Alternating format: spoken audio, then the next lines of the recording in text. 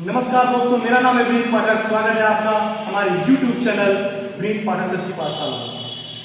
दोस्तों, आपने मेरे लास्ट वीडियो में नाउन पार्ट कवर किया। पार्ट्स ऑफ स्पीच के क्रम में अब हम पढ़ेंगे प्रोनाउन। दोस्तों, क्या होते हैं प्रोनाउन? प्रोनाउन कुछ और नहीं बल्कि वो शब्द होते हैं, वो वर्ड्स होते हैं जो नाउन के स्थान पे प्रयोग किए जाते हैं। कह सकते हैं pronoun is the word that is used at the place of the noun, right? तो pronoun ऐसे शब्द हैं जिनका प्रयोग हम नाउन के स्थान पे करते हैं। जैसे he, she, it, they। ये वर्ड्स प्रोनाउन है। अगर हम इन्हें सेंटेंस में यूज करके देखें तो कुछ ऐसे समझ सकते हैं। These are Ram,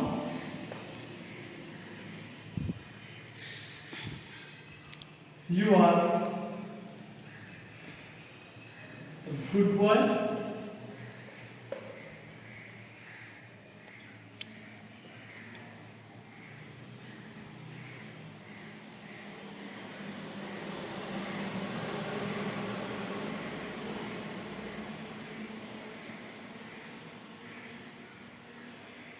she is playing। इन सभी सेंटेंसेस में he, you and she ये सारे के सारे क्या बेटा प्रोनाउन है। अभी भी अगर आपको समझ में आया तो क्या समझो। Ram is a good boy. Ram एक अच्छा लड़का है। अब राम को जब हमने एक बार लिख लिया, अब बार बार हम राम को रिपीट नहीं करेंगे, बल्कि अब अगर हम इस स्टोरी को कंटिन्यू करते हैं तो राम को अब हम ही के तौर पे यूज करेंगे। मतलब राम की जगह पे हम ही वर्ड यूज करेंगे। अब चूंकि राम क्या है, राम एक नाउन है, और अगर हम राम यानी कि नाउन की जगह पे उसे ही लिखते हैं स्पष्ट होता है कि चूंकि ही किसके लिए आया है, नाम के लिए यानी नाउन के लिए आया है, इसलिए ही क्या हो जाएगा प्रोनाउन। कैसे? ऐसे समझो। Ram is a good boy, he is in class 5th, वो कक्षा 5वीं में पढ़ता है। अब ही कौन है? राम ही तो है। Ram is a good boy, Ram एक अच्छा लड़का है। He is in class 5th, वो कक्षा 5 में, तो वो 5वीं कक्षा में। तो ही क्या हो गया बेटा? हमारा प्रोनाउन हो गया। क्या हो गया? प्रोनाउन हो गया। समझ में आया? अब हम इससे आगे और समझने का प्रयास करेंगे। प्रोनाउन जो होते हैं वो कुल 9 तरह के होते हैं। प्रोनाउन कुल 9 तरह के होते हैं, लेकिन हम वन बाय वन उन्हें समझने का प्रयास करेंगे। तो पहले प्रोनाउन के तौर पे हम पर्सनल प्रोनाउन की चर्चा करेंगे। पहला प्रोनाउन क्या बेटा? Personal pronoun. पर्सनल प्रोनाउन को हम कहते हैं व्यक्तिवाचक। क्या कहते हैं? व्यक्तिवाचक सर्वनाम। क्या कहते हैं बेटा? व्यक्तिवाचक सर्वनाम। हिंदी में प्रोनाउन को सर्वनाम कहते हैं। व्यक्तिवाचक सर्वनाम क्या होते हैं? Personal pronoun. Personal pronoun actually 3 तरह के होते हैं।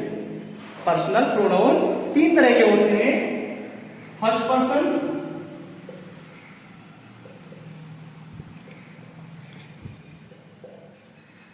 सेकेंड पर्सन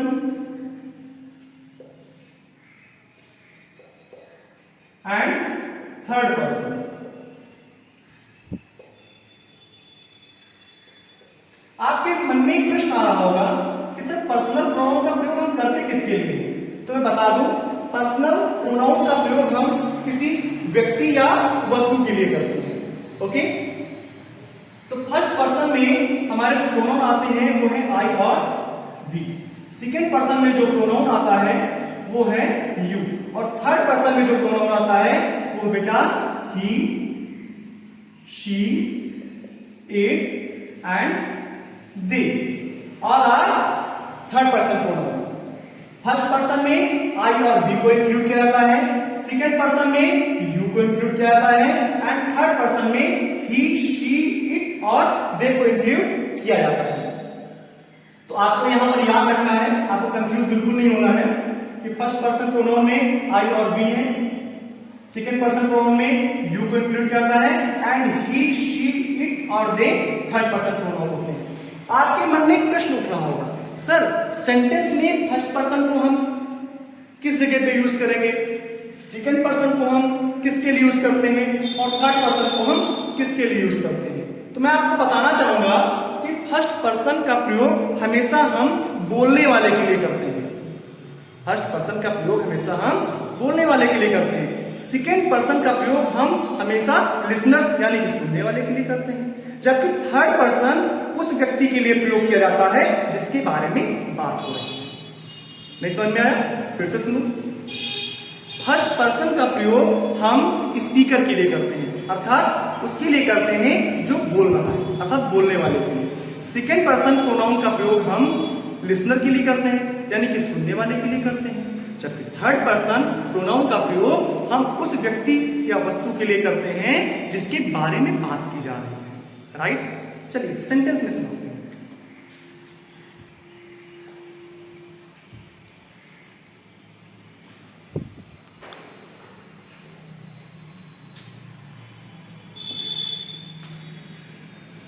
जैसे हमने कहा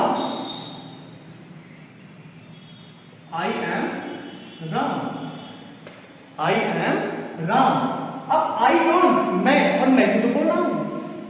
अब मैं बोल रहा हूं ना आई एम राम, तो आई क्या होगा? आई हमारा फर्स्ट पर्सन प्रोनाउन होगा। क्या होगा बेटा? फर्स्ट पर्सन प्रोनाउन होगा। We are students, we are students. तो वी कौन? हम बोल रहे हैं ना वी आर स्टूडेंट्स, हम विद्यार्थी हैं, हम विद्यार्थी हैं। तो वी क्या हो जाएगा बेटा? फर्स्ट पर्सन प्रोनाउन हो जाएगा। राइट? इस तरह से जो फर्स्ट पर्सन प्रोनाउन होगा वो स्पीकर होगा, सेकेंड पर्सन प्रोनाउन जो होगा वो लिसनर होगा, और थर्ड पर्सन प्रोनाउन में वो प्रोनाउन आते हैं जो किसी थर्ड पर्सन यानी कि जिसके बारे में बात हो रही है उसके लिए प्रयोग किए जाते हैं। आशा है आपको समझ में आ गया होगा। अब इससे आगे हम पढ़ते हैं प्रोनाउन का, कौन से प्रोनाउन सिंगुलर होते हैं और कौन से प्रोनाउन प्लूरल होते हैं। तो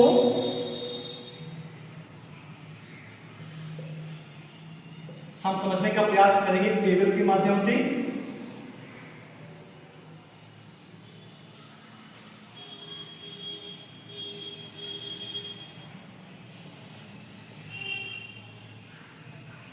राइट?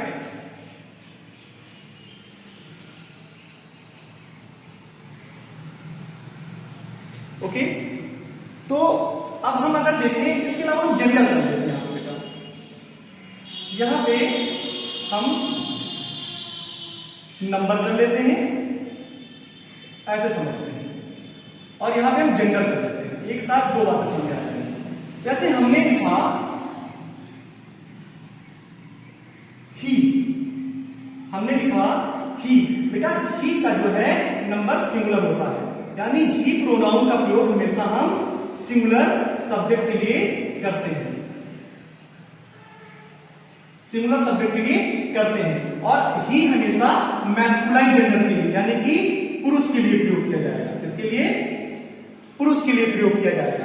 इसी प्रकार से अगला है जैसे शी भी हमेशा सिंगुलर नंबर में प्रयोग किया जाता है, लेकिन जब सब्जेक्ट हमारा सिंगुलर हो तब हम शी का प्रयोग करते हैं, और ये हमेशा फेमिनाइन जेंडर के लिए प्रयोग किया जाता है। किसके लिए?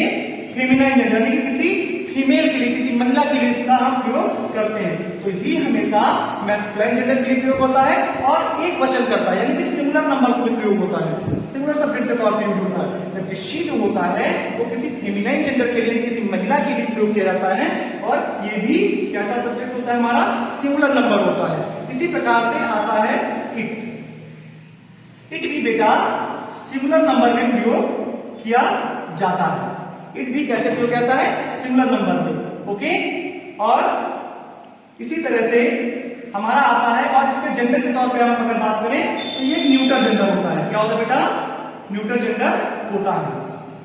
अगला आता है दे। अगला आता है दे। दे का प्रयोग भी हम प्लूरल नंबर में करते हैं। किसमें करते हैं, प्लूरल नंबर में, और ये हमेशा कॉमन जेंडर के तौर पे प्रयोग होता है। क्योंकि दे से हम ये क्लियर नहीं कर पाते हैं कि दे कौन है, वे जो है वो महिलाएं हैं या पुरुष हैं या दोनों हैं। तो इसे हम कॉमन के तौर पे यूज करते हैं, क्योंकि हमें ये स्पेसिफाई दे नहीं कर पाता है कि वो पुरुष है या महिला। लेकिन एक बात का तो कंफर्म है कि नंबर किसका कंफर्म होता है।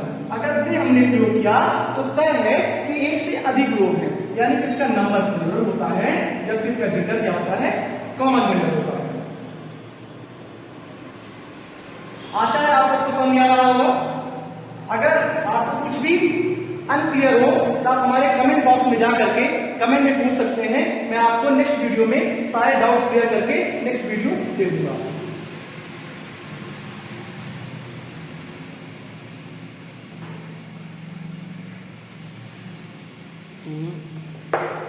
इसके अलावा अब हम चलेंगे किसकी ओर, केस की ओर। किसकी ओर बेटा, केस की बात हम करेंगे। केस में अगर हम देखें तो केस में हम इधर पर्सन की बात कर लेते हैं, टेबल के थ्रू इसको भी समझने का प्रयास करते हैं। ये हो जाएगा हमारा पर्सन, और ये हमारा हो जाएगा नॉमिनेटिव केस।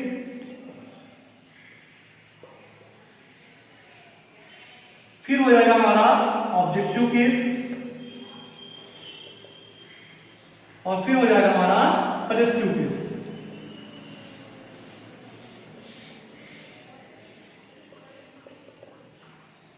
पजेसिव केस हो जाएगा, राइट बेटा। तो हम कह सकते हैं कि जो पर्सनल प्रोनाउन होते हैं उनके 3 केस होते हैं।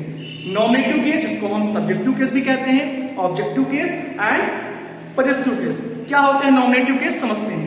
जैसे पर्सन में, हमारे फर्स्ट पर्सन में हम देखते हैं कि आई और वी प्रोनाउन इंक्लूड किए जाते हैं। फर्स्ट पर्सन में हमारे आई और वी प्रोनाउन इंक्लूड किए जाते हैं। तो आई का जो आई क्या है बेटा, अगर हम ऐसे देखें तो इसको ऐसे भी टेबल हम यहां फॉर्म कर सकते हैं। फर्स्ट पर्सन में नॉमिनेटिव केस के अगर हम फॉर्म लिखें तो नॉमिनेटिव केस में आई और वी इंक्लूड किए जाते हैं।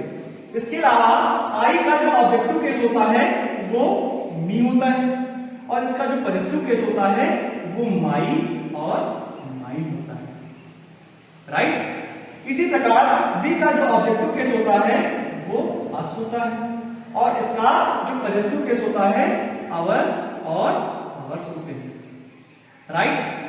इसी प्रकार से अगर हम ध्यान दें तो सेकंड पर्सन प्रोनाउन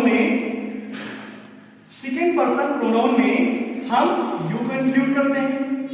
यू का ऑब्जेक्टिव केस भी यू होता है, यानी कि ऑब्जेक्ट के स्थान पे हम यू ही लिखते हैं, जबकि पजेसिव केस में हम योर और योर्स का प्रयोग करते हैं। अगर हम थर्ड पर्सन की चर्चा करें तो थर्ड पर्सन में हमारे ही, शी, इट और दे शामिल किए जाते हैं, जिसमें अगर हम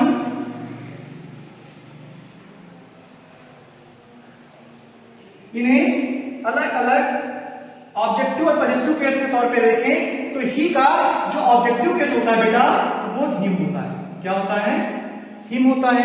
जबकि पजेसिव केस क्या होता है बेटा, हिज होता है। क्या होता है? ही होता है। ही अभी हमने पढ़ा था लास्ट टेबल में कि ही जो होता है वो सिंगुलर सब्जेक्ट होता है, नॉमिनेटिव केस होता है और इसका ऑब्जेक्टिव केस हिम और पजेसिव केस हिज होता है। इसी प्रकार शी नॉमिनेटिव केस होता है, यानी कि सब्जेक्ट के स्थान पे आता है सेंटेंस में, और इसका ऑब्जेक्टिव केस हर होता है और पजेसिव केस भी हर या फिर हर्स भी होता है। इसके अलावा इट का ऑब्जेक्टिव केस बेटा नॉमिनेटिव केस और ऑब्जेक्टिव केस दोनों ही इट ही होते हैं, जबकि इसका पजेसिव केस इट्स होता है। दे का ऑब्जेक्टिव केस देम, जबकि इसका पजेसिव केस देयर होता है। तो इस तरह से आप टेबल देख सकते हैं कि पर्सन फर्स्ट पर्सन में नॉमिनेटिव केस में आई और वी इंक्लूड किए जाते हैं। आई का ऑब्जेक्टिव केस मी और पजेसिव केस माई और माइन होते हैं।